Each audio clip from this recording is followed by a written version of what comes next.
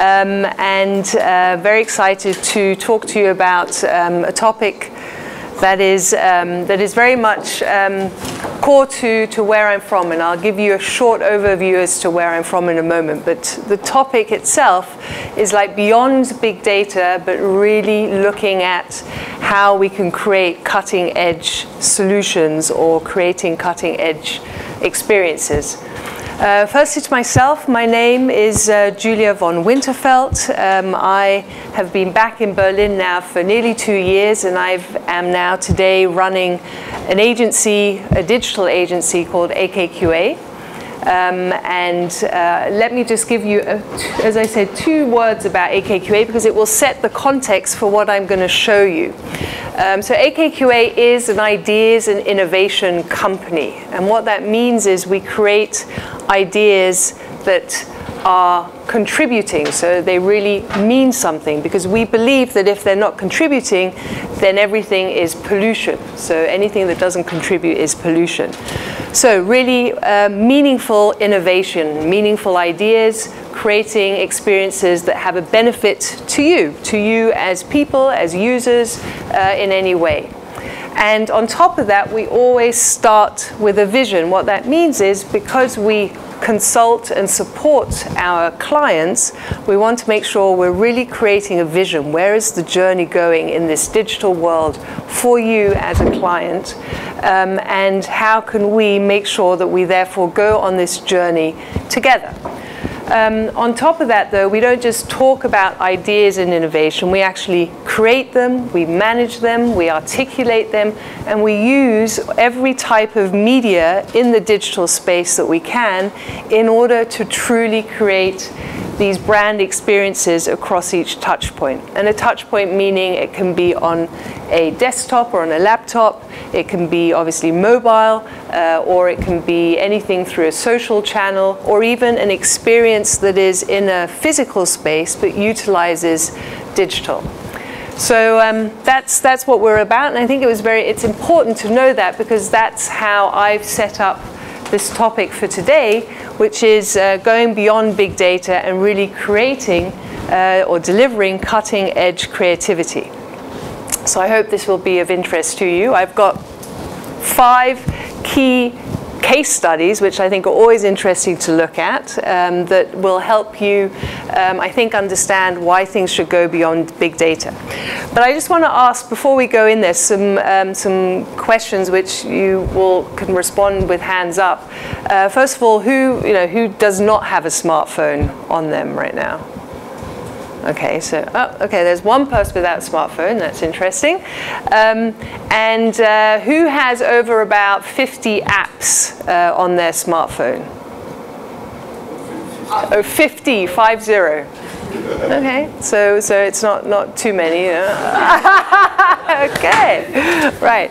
So anyway, we all know that we're in this digital world, and just while I'm sort of going through these principles of digital solutions, just think for yourself on your smartphone today, how much, which of the apps or the solutions that you're using actually follow these 6 principles. So the first is, I'm sure every one of you will download an app or will use a solution online that is easy to use, right? Simplicity today is absolutely core in any kind of digital solution, whether it's booking a ticket for travel, whether it's checking in at the Deutsche Bahn, or even at an airport. It has to be as simple as it can, otherwise why use it? So that's one. Number 2 is, though, it needs to be individual. I don't know if every app that you're using today, and I'm using apps, it can be non-app driven, but it's actually individual to you, which means you are being talked to as, in my case, Julia. Right? Hello, Julia, or hi, Julia, you're in Berlin now in the Humboldt-Universität.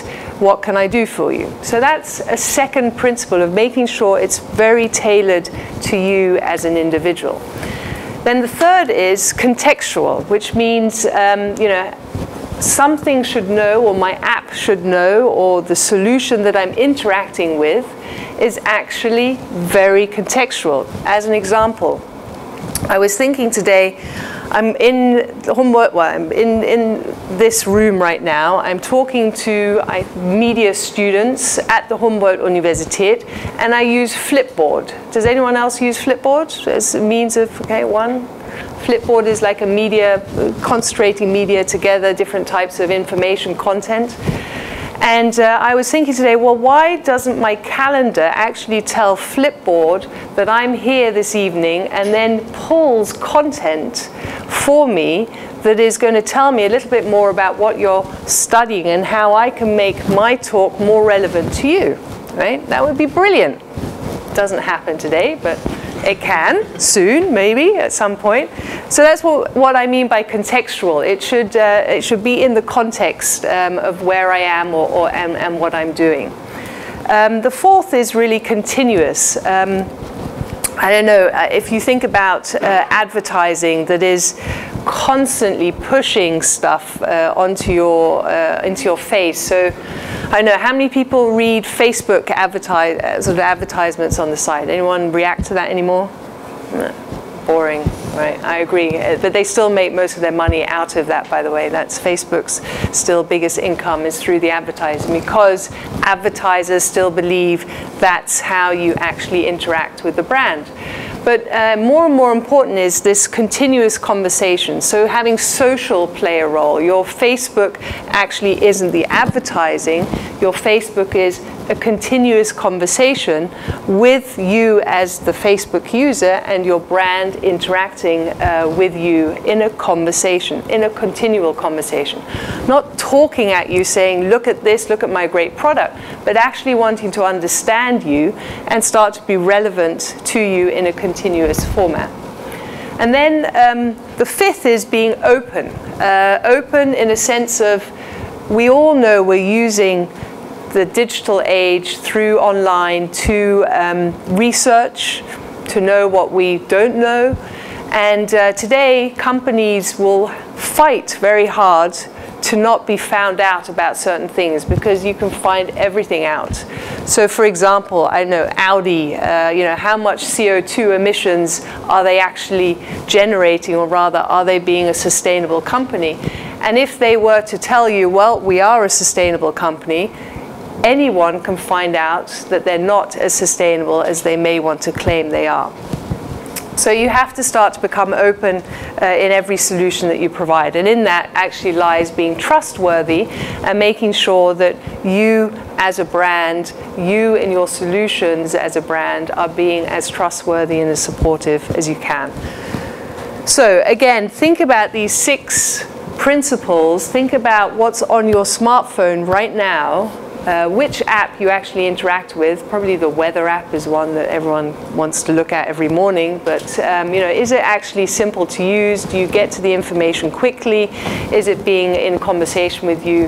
And then if it does all these 6 things, I would say you're starting to create or deliver cutting edge creativity that is based on data, but it goes beyond data.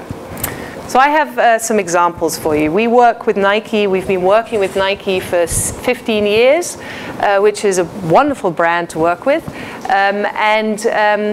We asked ourselves the question, why do people always go into fitness studios, right? Why go into a studio when, in fact, you could provide an own personal trainer at the tip of your touch phone, basically. So instead of having to pay for a personal trainer or go to the fitness studio, you actually could have your very own personal trainer on your phone through an app. And we created what is called the Nike Training Club. It exists today, and I'm just going to show you now what it's all about.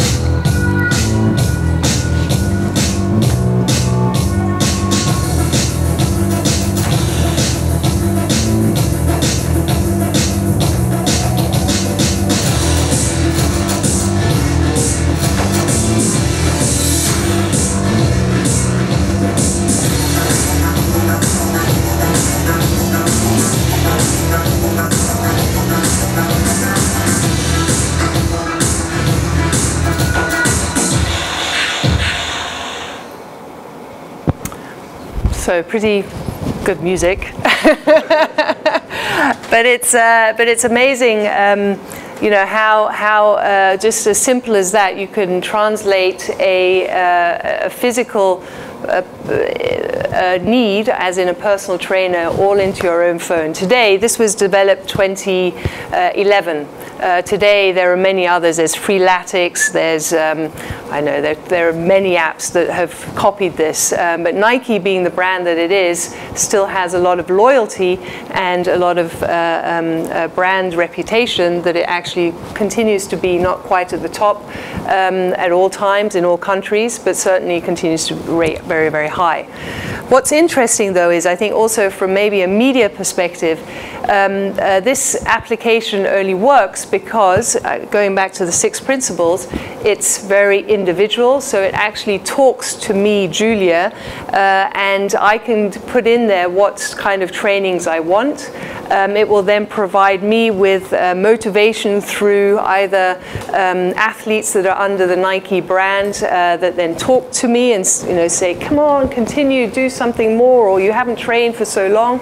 So it starts to really make me feel special, right? It's talking to me, and it also not quite knows me contextually where I am, but it certainly is telling me, you haven't been training for the past 3 days, maybe you should start to do something again. So it's something of use to me. It's meaningful. It makes sense. As said, the results, the data that we're tracking also demonstrate that it's making sense for many others out there. But Nike is an interesting one, because Nike has, you know, been on the digital journey, creating content, becoming its own media house in a way since 2006. So it's been far beyond anyone else. And why do they do that? Because they want to, they've recognized that, one, a lot of their audiences are anyway digital, so they need to be on that path anyway. But two, that it's becoming not so important to sell the products itself, as in you push product to the consumer. You're actually starting to create an atmosphere, an experience, an interaction with the brand, and that then drives more loyalty, and that will then drive, in the end, more products, more sales from Nike.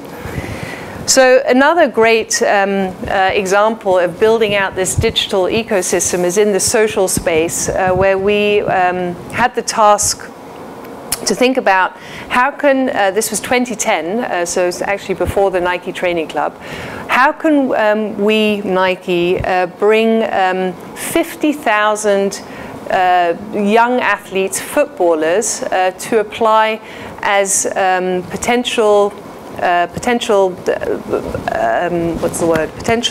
footballers or professional footballers, thank you there, professional footballers to compete in the 2010 World Cup.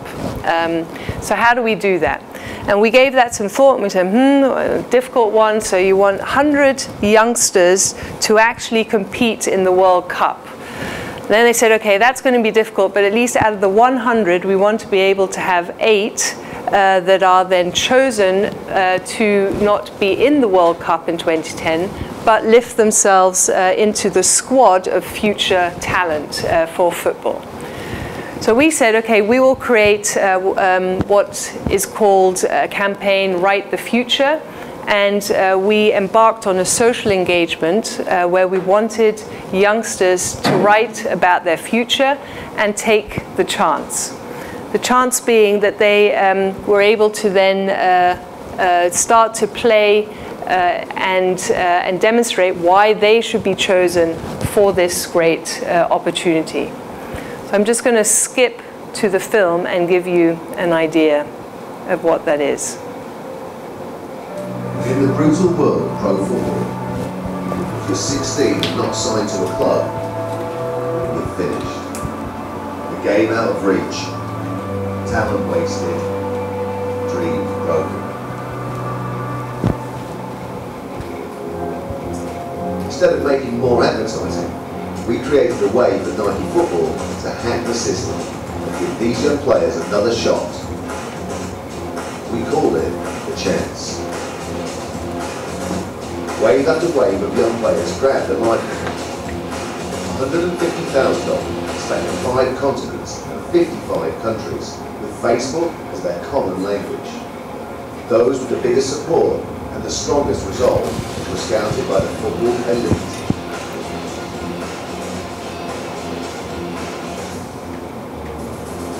The best and hungriest were rewarded with 1 of 100 places in the chance final, played over 5 days on the pitches of La Masia, the hallowed home of FC Barcelona. Relentlessly pushed by professional coaches, their mental and physical ability at the limit, the finalists prepared for the game of their lives. We broadcast live by Night Football, Barca TV, witnessed by a global audience of millions. As the world watched, they played for their professional lives. 16 players rose from obscurity that day into a football world that was changed forever, because now every young player knows there is always the chance.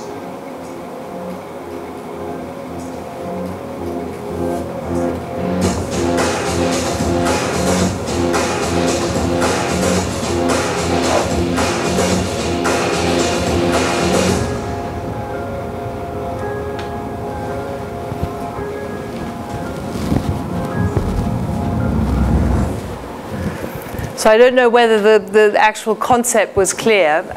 So what these, however many then applied, these individuals had to show themselves on Facebook and demonstrate why they should be chosen for the chance. And that was then conveyed in 41 different countries. The individuals that got the most likes, the most chatter on their social page on Facebook were then invited to compete, actually physically compete against each other in, as I said, 41 countries. And then out of this competition, slowly but surely, more and more finalists came to bear. And then there were 19 that were chosen and provided back to Nike, where they then filmed these individuals so that different country national teams could have a look and see if there's anyone out of that that would actually suit the future squad. So just from a statistics perspective, there were then 17,000 Facebook player pages, so 17,000 actually then went into the game.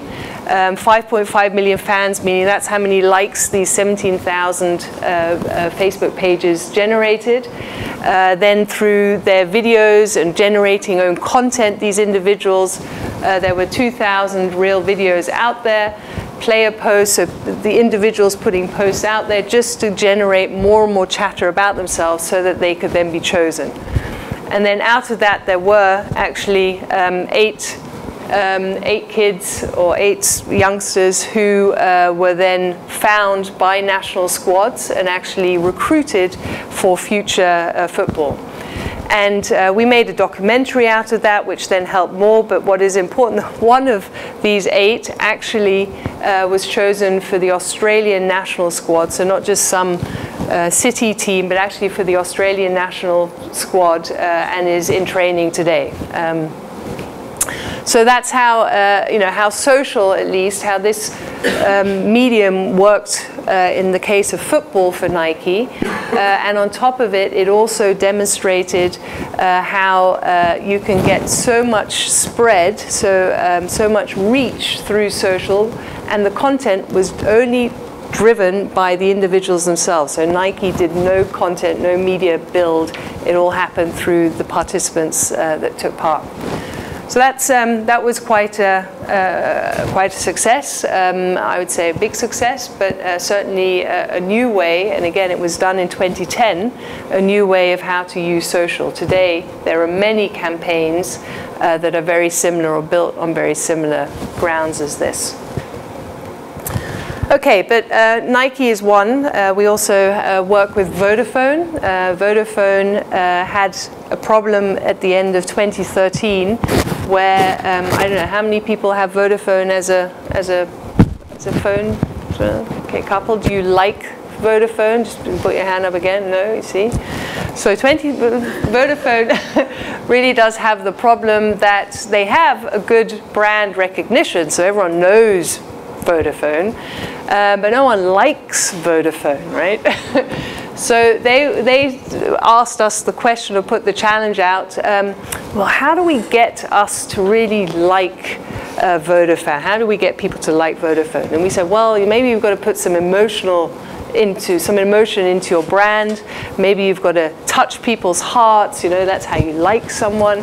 And came up then with what's called Vodafone First. And we thought it would be brilliant if we could kickstart this, but with some really authentic individuals that are well known in their space, and ask them to say, what have you done that is a first for you, and we'll film that, and there will be some emotion around when you do something for the first time.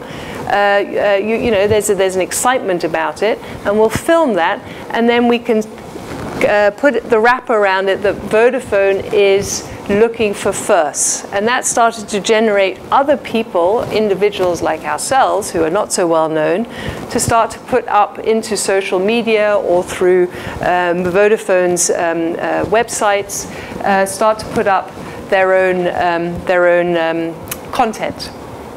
And this is you just see sort of the page itself, sort of the website, where you can start to look at what other people are doing as their first, and can equally start to put your own story in. But I want to share one film that is basically seeded this campaign in 2014, where you can just start to see the emotional side that Vodafone is building and continues to. The campaign's still running.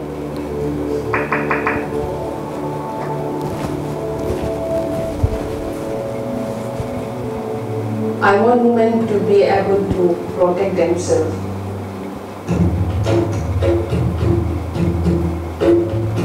I want people to know that women are strong.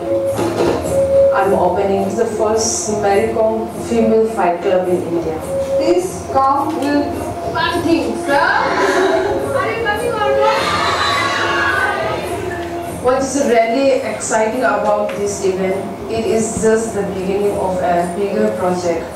What I realized after the rain incident happened in Delhi is how to use technology to solve real-world problems. So, I'm going to develop American self-defense app. Ultimately, I want women to learn how to protect themselves.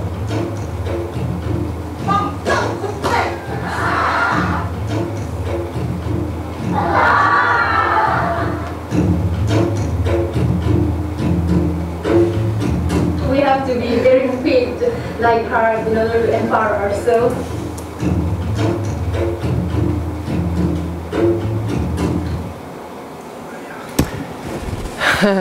So again, it starts to bring an emotional side, but the wrapper obviously is Vodafone, power to you. And you saw the hashtag as well. I don't know if anyone Twitters here or tweets here, but the hashtag then became its own, started to have its own life in itself, and people began to feel they wanted to share their first, and Vodafone, being the wrapper, started to become far more known as well as liked. So there were different stories that went up. You can actually see a lot of these videos on YouTube or on the first site. And the campaign still continues. But these are stories that we seeded and helped create thought about Vodafone's first.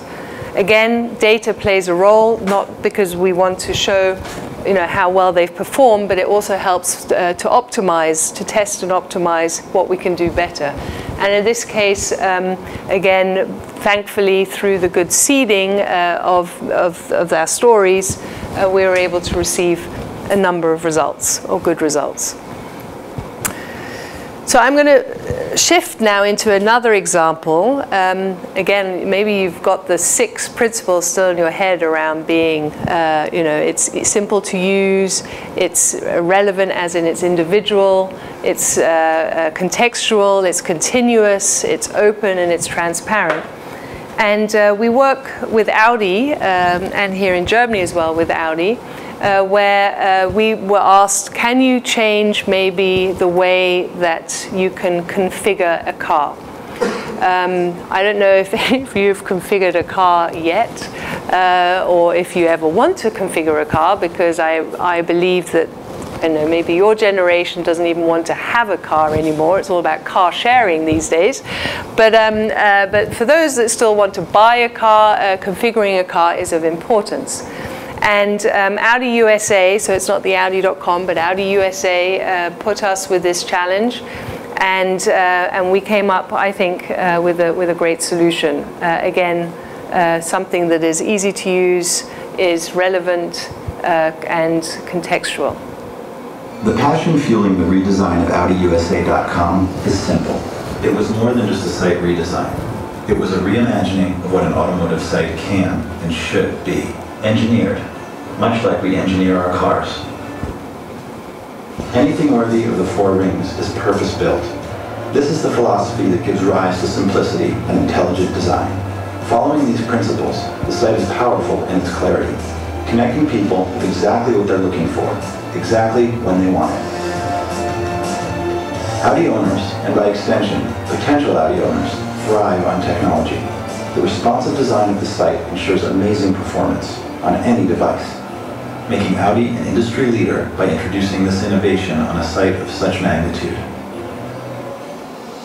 To create an emotional connection with our cars, the experience allows people to build their ideal Audi and explore key features with unprecedented realism and scale. The goal was to recreate experiencing our cars in real life by uniting artistry and technology, creating one unique car from more than 55,000 images.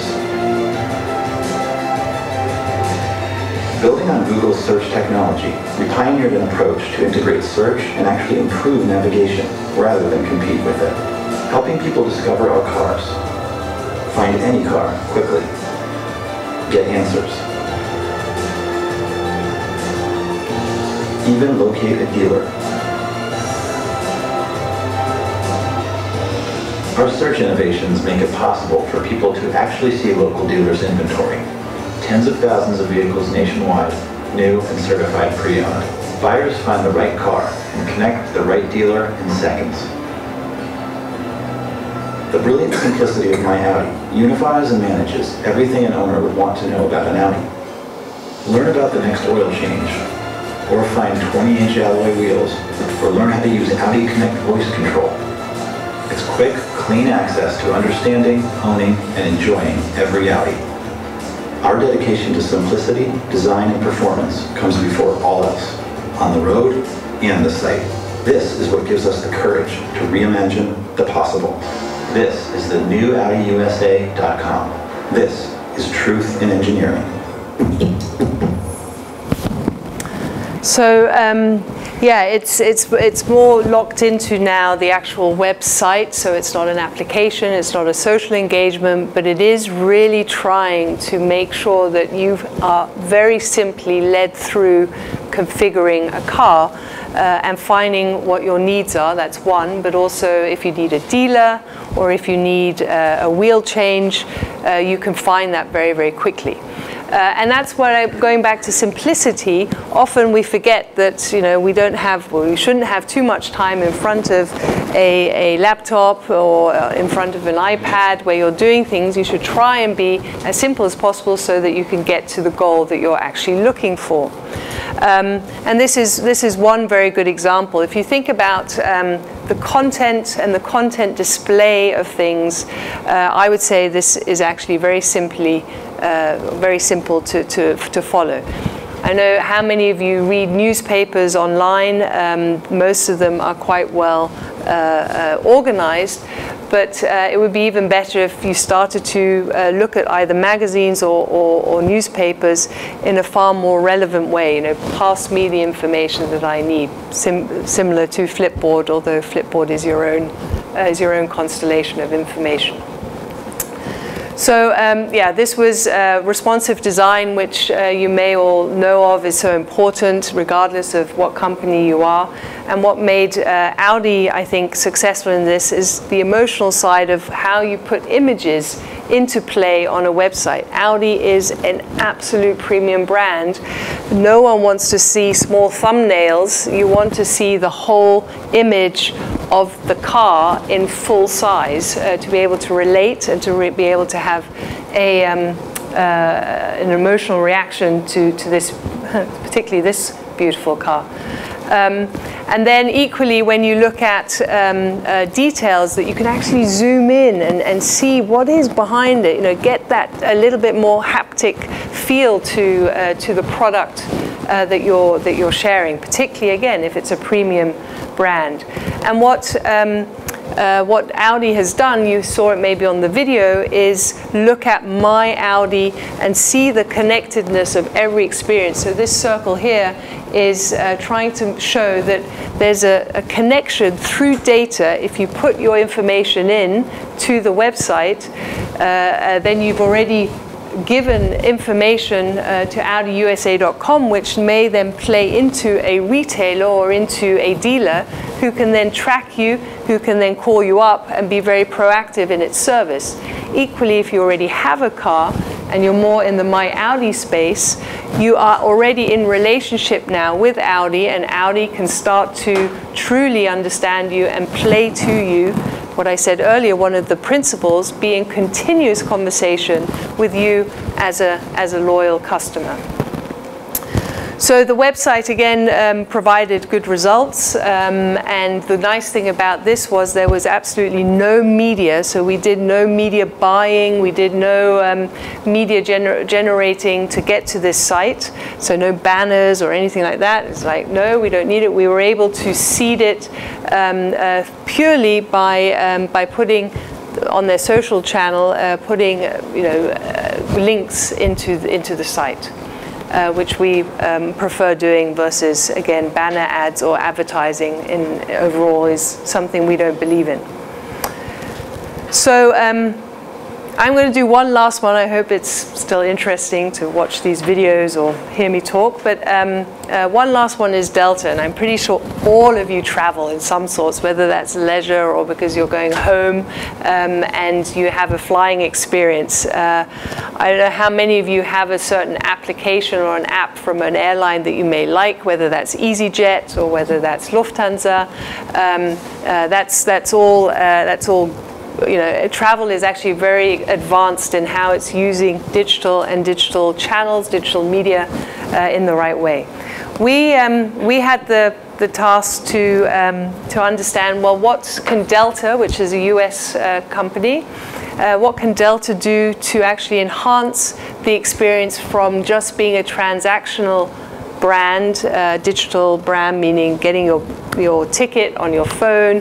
What else, or buying your ticket online, what else can Delta actually do to have an even stronger conversation, an even stronger bind with the customer? And this is a response that I'll just share first of all. Not long ago, air travel had lost its luster. Even as airlines were posting profits, they were disappointing customers. It was time for an airline to transform the travel experience. The Flying Delta platform helps you navigate based on where you are along the journey. And since any great trip begins with inspiration, Fly Delta for iPad lets you find destinations by what inspires you, whether that's a fare special or one of your special interests. And with original destination guides for more than 150 locations, there's plenty to see and do before you even arrive. On the day of your flight, mobile check-in puts a boarding pass in the palm of your hand, and updates continually guide you to the next point in your journey. If you choose to check in at the terminal, Delta has made the experience 15% faster by redesigning the kiosk to be more streamlined and intuitive. Once at the gate, you can plan entertainment for the flight by downloading music, books, and movies inspired by your destination. In the air, the first of its kind glass-bottom jet experience gives you a window on what's below, calling out points of interest and photos, even letting you connect with friends from 30,000 feet. And along the way, Bag Tracker provides assurance that your luggage has made the trip with you. Every day, the Delta platform guides 250,000 travelers who find their journeys are simpler, faster, and a little more inspiring. The new channels are already accounting for over 11% of digital revenue. And Fly Delta is getting its fair share of praise, too.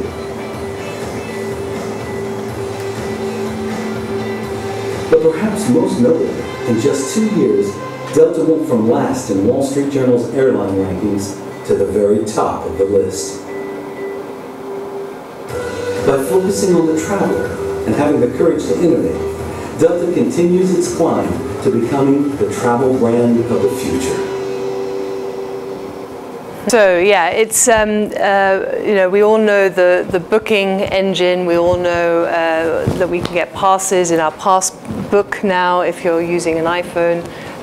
But what was different is actually the experience in the plane. And I think if you saw in the video, you can actually, when you're flying, there is a connection online, Wi-Fi connection in the plane, but you're then traveling over, let's say, Seattle, and you start to get that information onto your iPad, and you can read up about Seattle, or you can start to connect with friends that are nearby in that area as you travel over.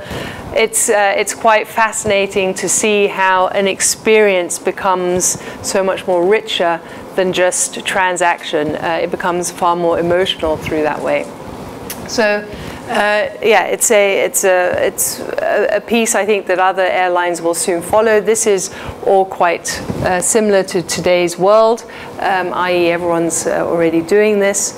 And just once more, without wanting to sound as though, wow, we do everything so brilliantly, but what the underlying thought here is, how are we tracking this? What's the return on investment? How are we making sure that performance is equally as good as in effectiveness to the wonderful creativity that the idea has? So what does that mean overall? What does this have to do with going beyond big data, and you know, why even think about data when it's all greatly creative? I think the message that I want to leave here is everything that we've done, everything that you've seen, these 5 examples, ultimately has data at the core. And that doesn't mean data as in research, secondary research, primary research, doing interviews. Yes, that's some kind of data, but actually all these examples that we have here are continuously learning. They're not finished products. They're not just now the way you've seen it. We're learning and learning the whole time, and we're making sure that our clients, whether it's content, whether it's positioning of information, whether it's just how we can learn even more about the consumer through contextualization, personalization, that is what's at the core. So data is actually at the core of everything at the moment that we're doing, and is truly what's changing the media landscape, meaning the different media channels that we're using today.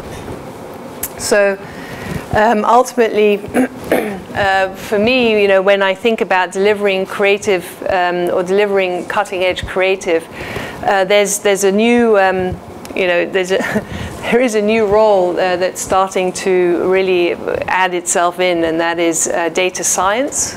So truly understanding the data and all the data inputs, and understanding the numeric value of every piece of solution that you actually make. You know, why do content for the sake of content? Why put an app on this page, or create an app for the sake of creating an app?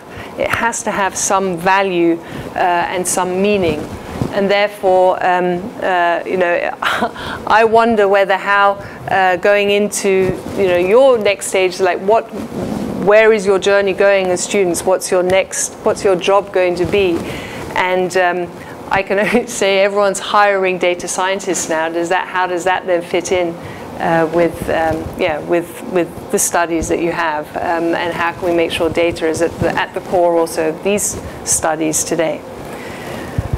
So that's really it from my side. That's all I've got, at least from a slide perspective. And to finish it off, we like to, the future inspires us, and we work to inspire. I work to inspire, so I can't wait for any questions to see if I can inspire you in any way as well.